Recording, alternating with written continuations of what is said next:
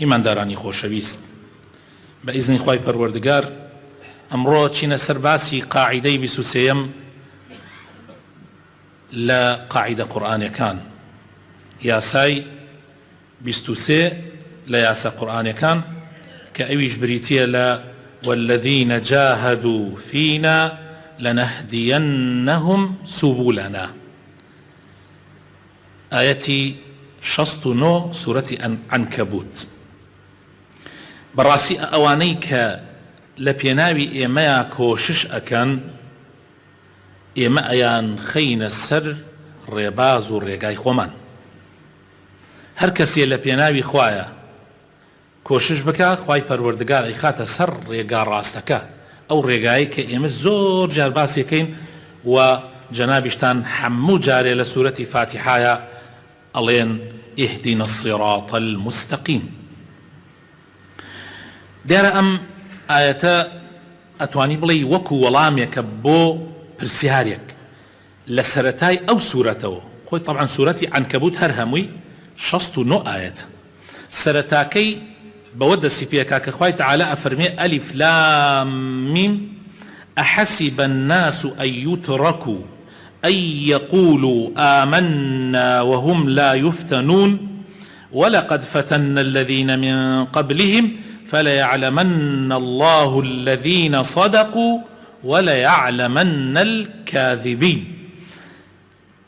آية خلقي وأزانن كتنها بلين إيمان من هنا باور من هنا وتواو يتر هيج تاقي ناكرين وتواو نو والله وانية ئێمە ئەوانەی پێش ئێوەمان تاقی کردوتەوە، ئەوانەی پێشوانمان تاقی کردوتەوە، ئێوەش تاقیەکەینەوە تاوەکو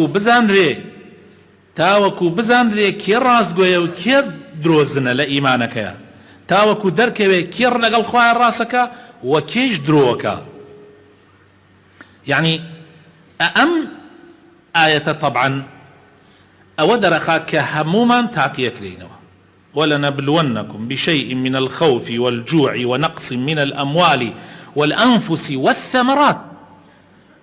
تاقي أكرينوا حر هموتان بهمو جوركاني تاقي كرنوا كلام دنيايا خلقي تري في تاقي كراوتوا إيوش تاقي أكرينوا إيما همومان بريارة تاقي بكرينوا بلام چون رزقار مان ببي. أصحاب الزور جان أم برسياران بيغمرك صلى الله عليه وسلم كاتي بيغمري إخوة باسي قيامتي بو كردن وعلاماتي قيامت الصحابة كان ايانود قيل من نجات يا رسول الله، قيل من نجات چون رزقار من ببي جا خواي تعالى وكو چون بلي ولامي ام برسيارة باتوا خواي تعالى افرمي والذين جاهدوا فينا لنهدينهم سبلنا. حزكن بزانن چون رزقارتان ابي لسر ريقار راستك لا نادن بملاو بولايا كهفتكاني بيشو باسمان كرد حەزەکەن بەوە ئەبێکەوە لە پێناوی ئێمەیە کۆشش بکەن، لە پێناوی ئێمەیە جیهاد بکەن. ئەو کەسانەی کە لە پێناوی خوای پەروەردگارە جیهاد دەکەن بەڕاستی ئەوانە خوای تەعالە هیدایەتیان ئەدا، تەوفیقیان ئەدا، سەریان ئەخا بۆ سەر ڕێگا ڕاستەکەی خوا. لەبەر ئەوە پێویستە هەموو مسڵمانێن یان هەموو کەسێک کە ڕێگایەکە گرێتە بەر بزانێ لەنا ئەو ڕێگایە چی هەیە. خوای تەعالە ئەیەوێت لەسەر بەسیرە ئێمە ئەم ڕێگای خوا بگرینە بەر. پێغەمبەری خوا صلی الله علیه وسلم خوای تەعالە پێ فەرمێ پێیان بڵێ ئەم ڕێگایی کە من و ئەوانەی شوێنم کەوتن گرتومانەتە بەر لەسەر یعنی لەسەر بەرچاو ڕۆشنی ئەیگرینە بەر. ئەبێ بەرچاوت ڕۆشن بێ کاتێت و ئەم ڕێگایە ئەگریتە بەر بەرچاو ڕۆشن بی دڵنیا بە کە تاقی ئەکرێتەوە.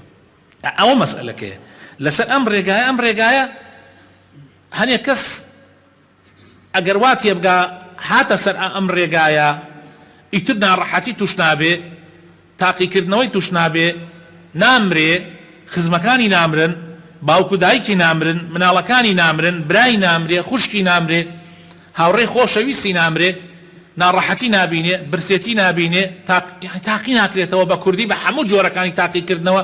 ئەگەر وا تێگەیشت بێ هەر باز و وازی لێ بێنێ والله وان نییە. خوای تەعالە لە سەرەتاوە فەرمێ وان نییە. ئاخرانێ کەسێ وا تێگەیشتووە نەتان بیستوانێ کەسێ دەسەکاتە نوێژ و دوای وازی لێ تێرێ ئەڵێ وەلا لەو ڕۆژەوە دەسم کردە نوێژ ئیتر تووشی ناڕەحەتی بم ئەی من بۆیە نوێژەکەم تا ناڕەحەتنی نەبینم وانییە بە نوێژکردن ناڕەحەتەکان لا ناچێەوە بە نوێژ نەکردنیش لا ناچێ بەڵام بە نوێژکردن و بە تاعەتی خوا تۆ لەسەر ئەو ڕێگایە کە خوا دایناوە مرۆڤایەتی لەسەر بن لا ناچیت تۆ ئەو نوێژە ئەبێتە هاوکاریت ئەو تاعەتی خوا ئەبێ بە هاوکارت ئەبێتە یارمەتی دەرت بۆ ئەوەی لە ڕێگاکە لا نەدەی ئەوە مەسئلەکەیە خۆشەویستەکانم